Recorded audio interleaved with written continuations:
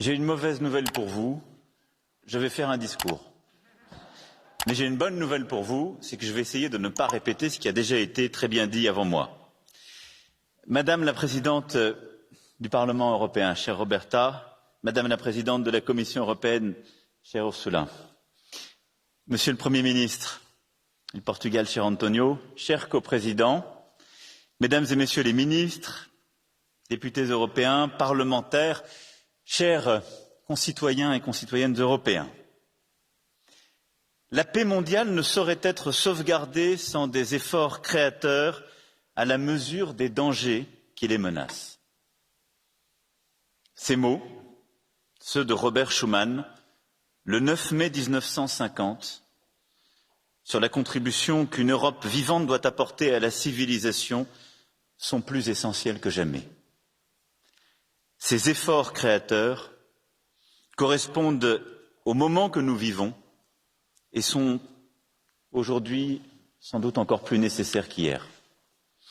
Ils le sont en ces temps où la guerre est revenue, vous l'avez toutes et tous parfaitement dit, sur notre continent, au moment où un peuple européen, le peuple ukrainien, se bat pour la liberté. Ils le sont à l'heure où vous, citoyennes et citoyens européens, parlementaires, ministres, commissaires, responsables politiques et citoyens spécialistes du réel, comme vous l'avez dit tout à l'heure, avez achevé un exercice démocratique inédit dans notre histoire et dans celle du monde. Cette Europe vivante, créatrice, démocratique, cette Europe des actes, vous en êtes les représentants et il nous appartient d'en être les artisans. Ici, à Strasbourg, dans cette capitale européenne à laquelle nous tenons tant. Le choix souverain du peuple français me conduit devant vous aujourd'hui pour vous dire qu'il est une tâche historique face à laquelle la France ne se dérobera pas, qu'elle portera plus haut encore, car la France a une nouvelle fois clairement, résolument fait le choix de l'Europe en me confiant un nouveau mandat pour œuvrer avec vous tous à construire une Europe plus forte et plus souveraine.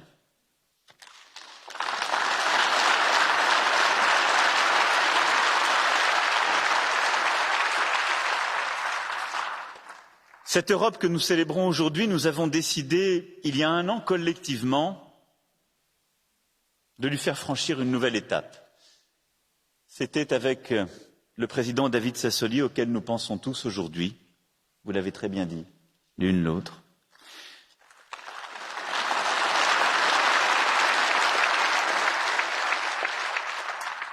Et c'était sous présidence portugaise, cher Antonio, et je veux saluer la présidence et l'élégance du Premier ministre portugais qui est à nos côtés aujourd'hui pour, dans la continuité, être fidèle à cet engagement.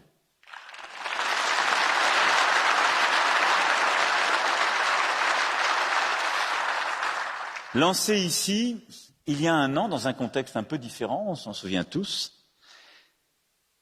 ici à Strasbourg, dans cette capitale de la fraternité européenne retrouvée, dans ce Parlement qui abrite ce que nous avons de plus précieux, notre démocratie européenne.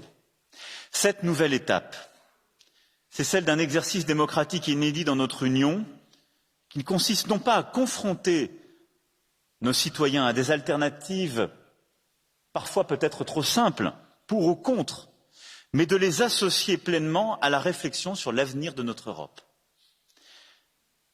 Ce que vous avez fait, et qui est inédit, c'est d'être pleinement associé à la conception, à un moment de défi historique, et de créer par la délibération collective, l'intelligence du débat, la confrontation d'idées, des solutions, certaines prêtes à être tout de suite appliquées, d'autres qui doivent poursuivre leur chemin, mais toutes qui nous permettent de bâtir cette Europe d'aujourd'hui et de demain. Aujourd'hui, en ce 9 mai, la liberté et l'espoir dans l'avenir ont le visage de l'Union européenne.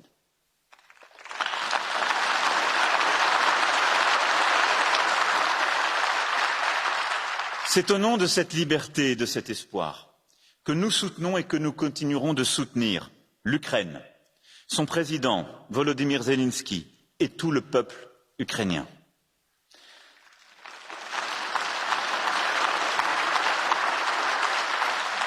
Quel est notre objectif face à la décision unilatérale de la Russie d'envahir l'Ukraine et d'en agresser le peuple, faire cesser cette guerre au plus vite, tout faire pour que l'Ukraine, à la fin, puisse tenir et la Russie ne jamais l'emporter, préserver la paix sur le reste du continent européen et éviter toute escalade. Pour que cette guerre prenne fin, nous avons adopté des sanctions sans précédent pour entraver durablement les sources de financement de la guerre en Russie. Pour soutenir l'Ukraine, nous avons mobilisé comme jamais d'importants moyens militaires, financiers, humanitaires, et nous devons accentuer nos efforts pour mettre en place une réponse efficace en matière de sécurité alimentaire, et nous continuerons. Pour que la justice parle, nous luttons et lutterons contre l'impunité des crimes inqualifiables commis par la Russie en Ukraine. Nous ne sommes pas pour autant en guerre contre la Russie. Nous œuvrons en Européens pour la préservation de la souveraineté et de l'intégrité territoriale de l'Ukraine, pour le retour de la paix sur notre continent. Il n'appartient qu'à l'Ukraine de définir les conditions des négociations avec la Russie. Mais notre devoir est d'être à ses côtés pour obtenir le cessez-le-feu, puis bâtir la paix. Puis, nous serons là pour reconstruire l'Ukraine en Européens, toujours. Car enfin,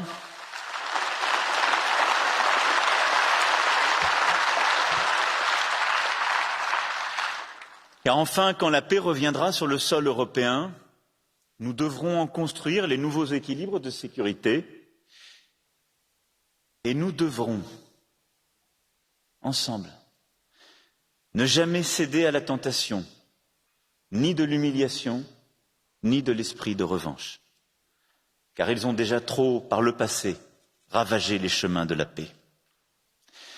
C'est aussi au nom de cette liberté et de cet espoir que nous avons engagé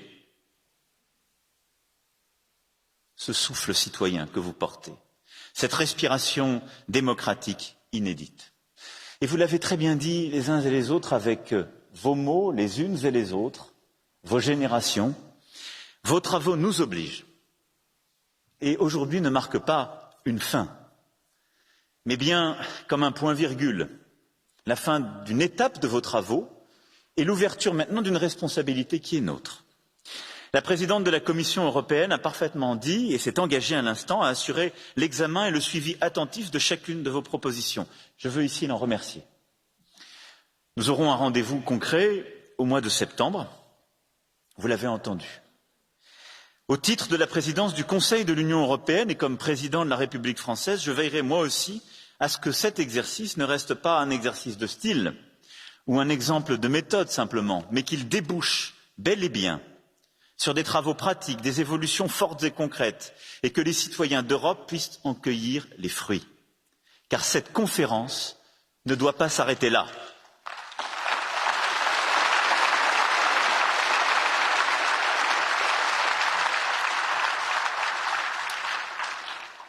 Ma conviction, retrempée, si je puis dire, dans le moment qui est le nôtre et la guerre que nous traversons, et que vos travaux ont confirmé, est tout d'abord que les crises ne doivent pas nous détourner de notre agenda. Beaucoup de vos propositions, en effet, n'ont pas besoin de réforme institutionnelle, mais nous rappellent à la nécessité de l'agenda qui est le nôtre. La protection du climat et de la biodiversité, la santé et la qualité de notre alimentation, une Europe plus juste, plus inclusive, une Europe de l'égalité entre les femmes et les hommes, une Europe dotée des moyens de se défendre, une Europe solidaire, une Europe de la défense de nos valeurs et de l'état de droit partout. À travers vos propositions, beaucoup de choses très concrètes figurent. Et il nous appartiendra dans les prochains conseils et dans l'agenda de la Commission d'en tirer toutes les conclusions, je m'y engage ici. Vos travaux disent aussi deux exigences sur lesquelles je veux plus particulièrement revenir. Celle de l'indépendance et de l'efficacité, sans lesquelles il n'y a pas de légitimité de nos démocraties. Et ces deux impératifs sont aussi les leçons que nous tirons collectivement des crises que nous venons de traverser et que nous sommes en train de vivre. l'indépendance et l'efficacité. Plus d'indépendance européenne, de souveraineté, c'est ce dont nous avons besoin. Surmontant la crise de sens qu'elle traversait depuis tant de décennies, notre Europe s'est ressaisie ces dernières années et, à travers vos propositions, nous retrouvons le fil de cet agenda stratégique que nous avons aussi ensemble avec les présidentes, le Premier ministre portugais, ensemble dessiné, cet agenda d'indépendance stratégique, cet agenda de Versailles. La crise financière vécue il y a 10 ans, la pandémie, la guerre, nous ont montré nos vulnérabilités et le risque, quand nous ne répondions pas assez vite et assez fort à ces dépendances, d'en aggraver les conséquences. Le projet d'une Europe maîtresse de son destin, libre de ses choix, d'une Europe puissance ouverte au monde, mais où nous voulons choisir nos partenaires et ne pas dépendre d'eux, est au cœur de notre mission. Rester ouvert, sans être dépendant, est une condition de la poursuite du projet européen et de nos démocraties. Vous en dessinez quelques-uns des axes. Ils correspondent aussi à ce que nous travaillerons dans les prochaines semaines et les prochains mois. En matière de défense, pour investir encore plus fort, identifier les capacités qui sont à bâtir et construire pour cela des filières industrielles européennes, nous préparer aux nouvelles formes de conflictualité, qu'il s'agisse du spatial, du cyber, du maritime, et mieux protéger les pays ici présents qui sont à la frontière de l'Union européenne et face à un risque nouveau, une menace nouvelle qui s'est transformée ces dernières semaines. C'est notre devoir. Et tout ce que nous défendons aujourd'hui deviendrait lettre morte si nous ne savions, dans les prochaines semaines et les prochains mois, crédibiliser notre capacité en Européens, avec nos coopérations, nos alliés, nos alliances, à nous défendre aussi et à défendre en particulier notre flanc oriental. En matière écologique, vous l'avez parfaitement écrit, nous devons sortir plus vite, et la guerre nous l'impose, des énergies fossiles. C'est à la fois répondre à notre agenda climatique et être plus souverain et mettre la Russie face à ses responsabilités. La guerre en Ukraine et notre volonté de sortir de notre dépendance aux énergies fossiles russes signifient que nous devons être encore plus ambitieux sur le plan climatique. Nous devons investir davantage dans les énergies renouvelables et dans l'énergie nucléaire. Nous devons prendre le chemin de la sobriété énergétique et continuer de protéger et d'accompagner les Européens face aux hausses de prix. Agir en Européens pour faire de notre continent une puissance écologique atteignant la neutralité carbone. Il nous faut aussi retrouver notre indépendance alimentaire. La guerre en Ukraine déstabilise profondément les chaînes d'approvisionnement et les marchés mondiaux. Il nous faut réévaluer nos stratégies de production pour d'abord défendre notre souveraineté alimentaire et notre souveraineté protéinique en Européens, mais pour pouvoir aussi définir et réévaluer une stratégie à l'égard du reste du monde, si nous voulons éviter les famines, les déstabilisations géopolitiques à nos frontières et les drames tout autour du bassin méditerranéen. C'est notre responsabilité d'Européens. Indépendance démocratique et informationnelle enfin. Vous insistez beaucoup sur ce point, à juste titre, dans vos propositions. Vous avez commencé à démontrer ce que nous sommes vraiment. Une puissance citoyenne et démocratique. Et il n'y a pas d'équivalent au monde. Il n'y en a pas. Cette puissance citoyenne, nous devons continuer à la faire vivre en défendant la liberté et l'intégrité des informations qui sont échangées sur notre sol, en défendant l'intégrité de nos processus démocratiques, en défendant partout sur notre sol la démocratie et l'état de droit. C'est cela ce que nous revivons à travers le combat héroïque de nos frères ukrainiens. La démocratie est fragile, l'état de droit est précaire. Sachons ensemble en rebâtir la force par des engagements nouveaux.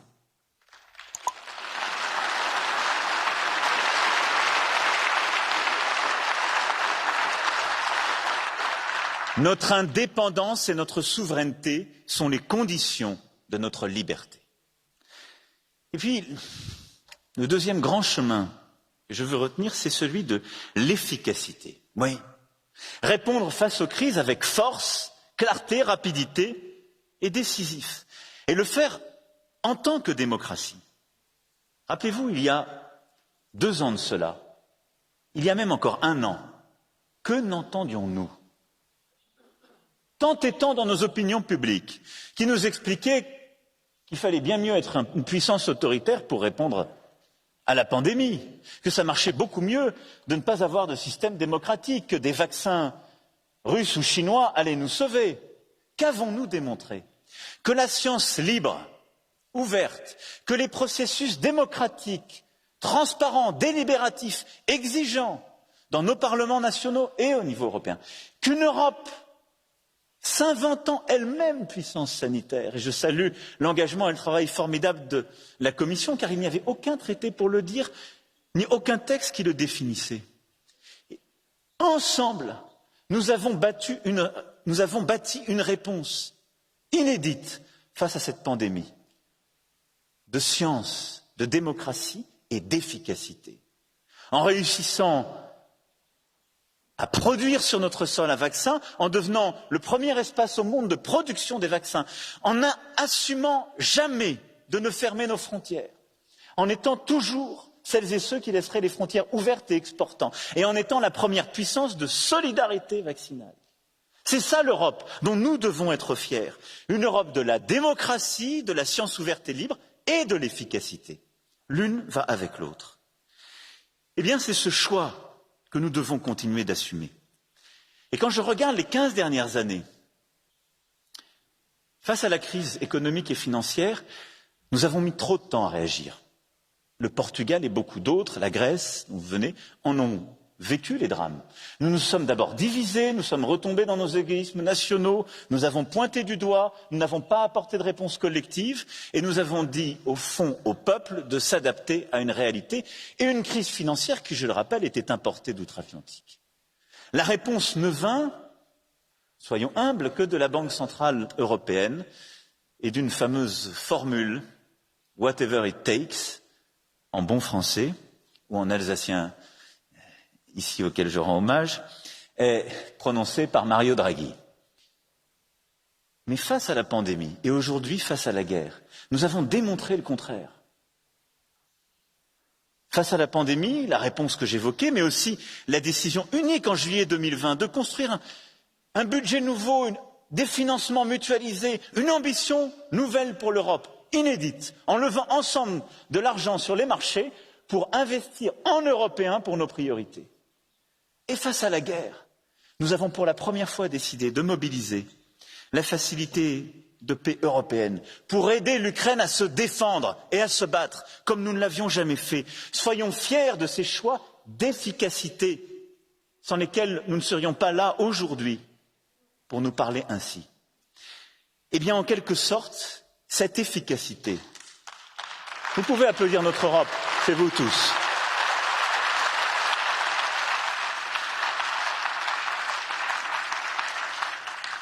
Le défi que vous nous posez, c'est d'être aussi efficace, en quelque sorte, en temps de paix et sans crise.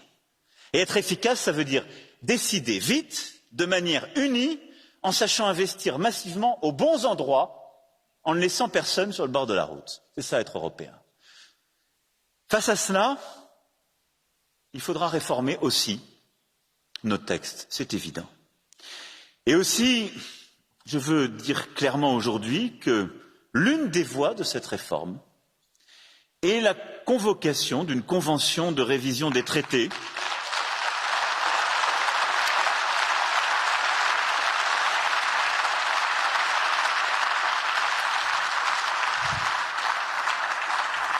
C'est une proposition du Parlement européen et je l'approuve.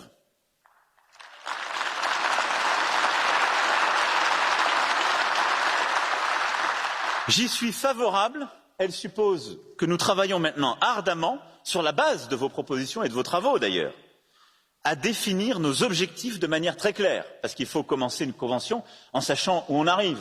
D'expérience, quand on commence des exercices aussi ambitieux, si on n'a pas une idée claire au début, il est rare qu'elle le soit davantage à la fin. Vous nous donnez un cadre très fort. Nos débats d'ailleurs, politiques, ce que les chefs d'État et de gouvernement discutent, le montrent aussi. Et donc, dès les prochaines semaines, Nous aurons à définir les préalables, construire aussi l'accord de tous et tous. Et je suis, je vous le dis, favorable à cette réforme institutionnelle et je souhaiterais que nous en discutions avec l'audace et la liberté nécessaires dès le Conseil européen du mois de juin.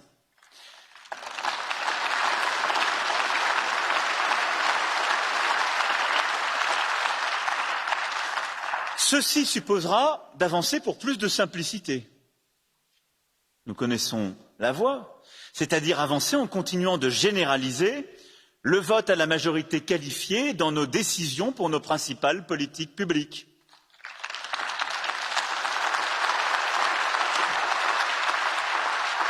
Il nous faudra continuer aussi d'avancer et de définir les voies et moyens d'être plus solidaires, clarifier nos objectifs et l'objectif de toutes nos institutions en instaurant les objectifs qui nous permettront de tenir notre Europe unie. La croissance, le plein emploi, nos objectifs climatiques, là où les règles de tant de nos institutions européennes ont été pensées il y a des décennies et reposaient sur des objectifs sans doute aujourd'hui devenus incomplets, qui ne nous permettront pas de tenir face aux crises qui sont les nôtres et aux défis historiques notre unité. Le plein emploi, l'objectif de croissance, la neutralité carbone, l'objectif de justice sociale doivent être au cœur des objectifs de nos institutions.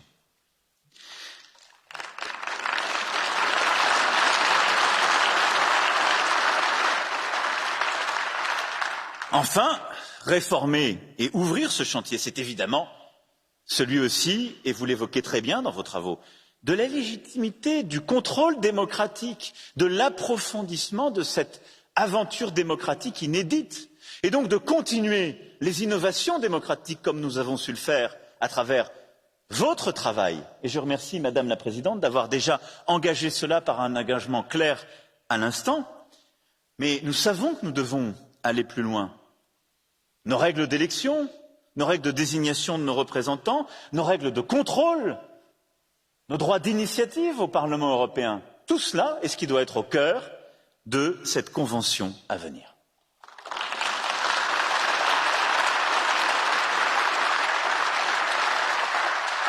Je crois très profondément que nous pouvons engager ces travaux et je les ai mis sous le frontispice de l'efficacité. Pourquoi ?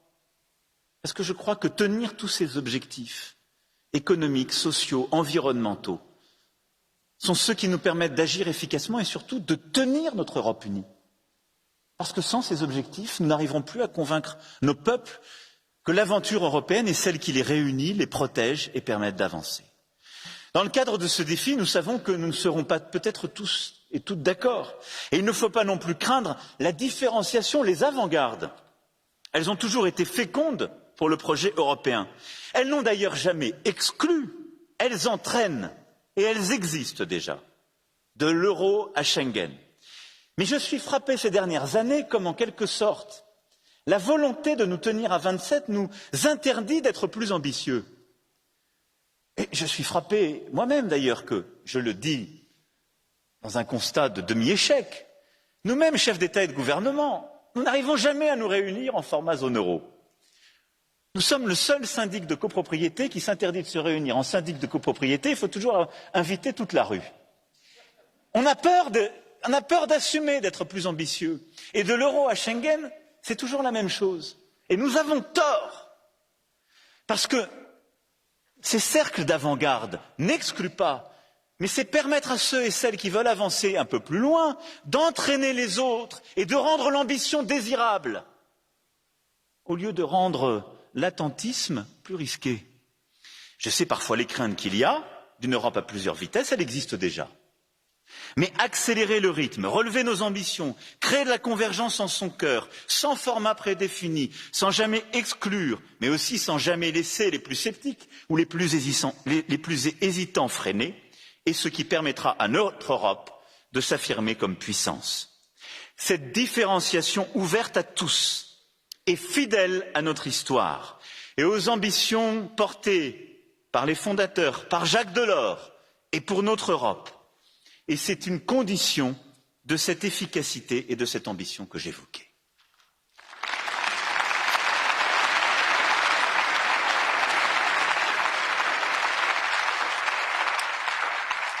Enfin, pour finir, et je m'extrais ici de vos propositions, pour revenir sur le contexte, et je sais que mon propos serait incomplet si je ne répondais pas à ce point particulier.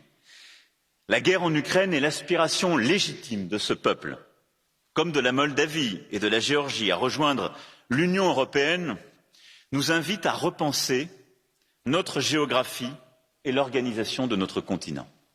Et je veux ici le faire avec la même sincérité et la même exigence que celle avec laquelle vous avez conduit vos travaux, avec laquelle je m'exprime aujourd'hui devant vous. L'Ukraine, par son combat et son courage, est d'ores et déjà aujourd'hui membre de cœur de notre Europe, de notre famille, de notre Union.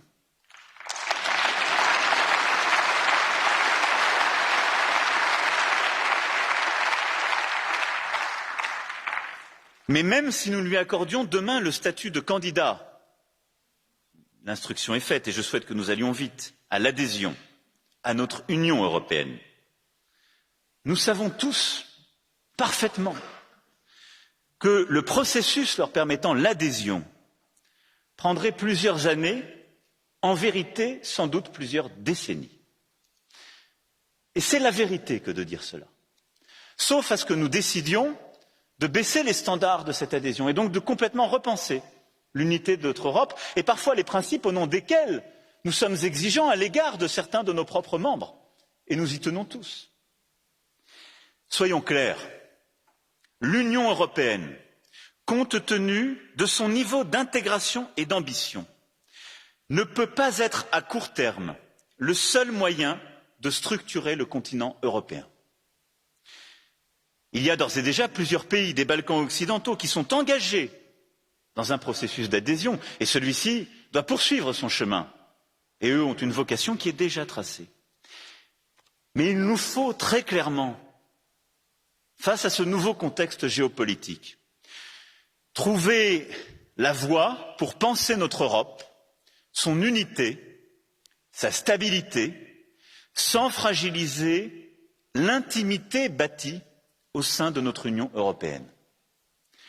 Nous avons donc le devoir historique, non pas de faire comme on a toujours fait et de dire la seule réponse est l'adhésion, je vous le dis très sincèrement, mais d'ouvrir une réflexion historique à la hauteur des événements que nous sommes en train de vivre sur l'organisation de notre continent.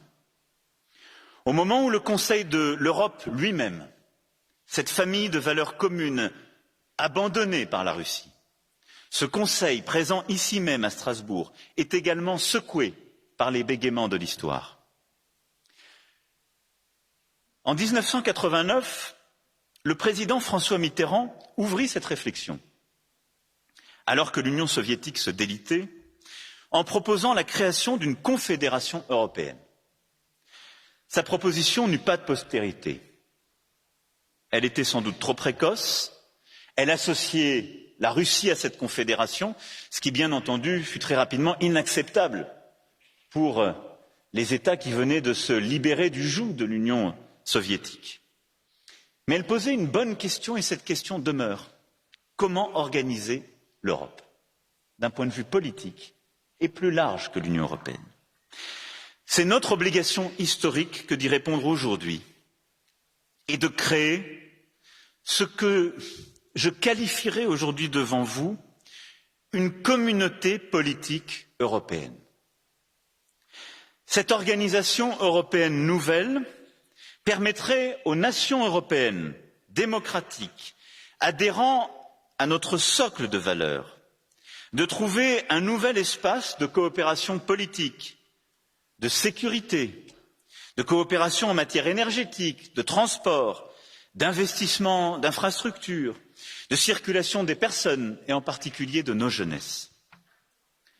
La rejoindre ne préjugerait pas d'adhésion future à l'Union européenne, forcément, comme elle ne serait pas non plus fermée à ceux qui ont quitté cette dernière. Rassembler notre Europe dans la vérité de sa géographie, sur l'assise de ses valeurs démocratiques, avec la volonté de préserver l'unité de notre continent et en conservant la force et l'ambition de notre intégration.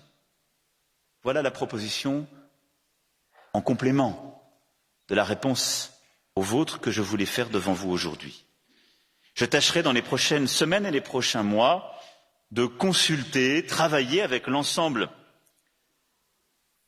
des États, gouvernements intéressés à ce projet pour chercher à le parachever, car je crois qu'il en va de la stabilité et de l'avenir de notre continent.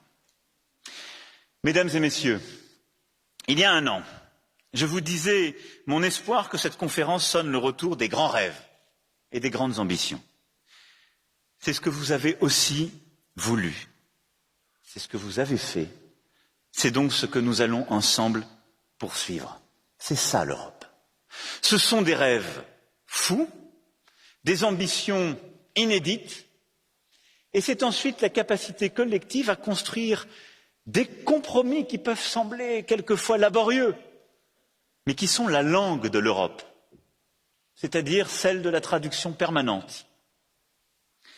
Agir fort, aller vite, rêver grand.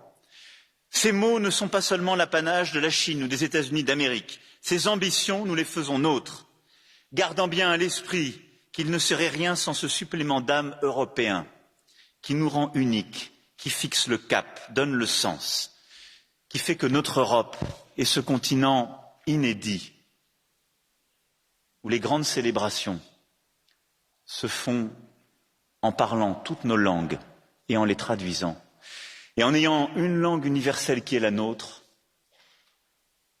la musique, nos hymnes européennes. Alors ce chemin que nous avons commencé à dessiner ici, maintenant à Strasbourg, tresse en quelque sorte un serment. Ce serment de Strasbourg pour une Europe souveraine, unie, démocratique et ambitieuse. Il nous appartiendra d'y être fidèles, tous et toutes, ensemble. Comptez sur moi.